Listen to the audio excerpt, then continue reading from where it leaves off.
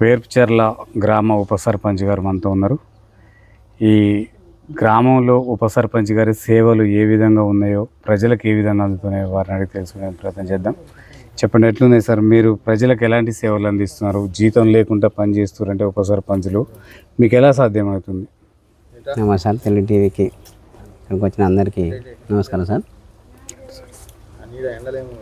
మనకి ఇక్కడ ప్రజల కోసానికే మనం పాల్పడుతున్నాం సార్. ఇక్కడ ఉప సర్పంచ్ అనేది సర్పంచ్ అనేది ఎలాంటిది ఏం లేదు, ఓన్లీ ప్రజల కోసం. ఇక్కడ కాంగ్రెస్ పార్టీ 6 గ్యారెంటీలు ఇచ్చిన దానికోసానికి ప్రతి ఒక్కరికి కూడా ఊళ్ళే. ఇంతకుముందు ఇంకోటి సార్, నేను 2 సార్లు గ్రామశాఖ అధ్యక్షుని, వార్డు మెంబరు, ప్రజెంట్ ఇప్పుడు ఉప సర్పంచ్. మనకు అవగాహనతోటి ఊళ్ళో ఎలాంటి సమస్యలు లేకుండా నడిపించడం కోసం పాల్పడుతున్నాం సార్.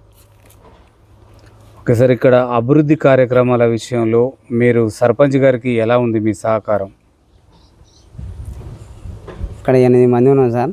సర్పంచ్ ఉప సర్పంచ్ అనేది ఎలాంటి లేకుండా ఊరు కోసానికి ఎలాంటి పని అయితే చేయాలనుకుంటాం అలాంటి పని చేస్తున్నాం సార్. ఎలాంటి ఇబ్బంది లేదు. సర్పంచ్ ఉప సర్పంచ్ అనే తేడాలు లేవు, వార్డు మెంబర్ తేడాలు లేవు, కుల భేదాలు లేవు, పార్టీల భేదాలు లేవు. ఎలాంటి భేదం లేకుండా ఊరు అభివృద్ధి కోసానికే పాటుపడుతున్నాం సార్ మేము.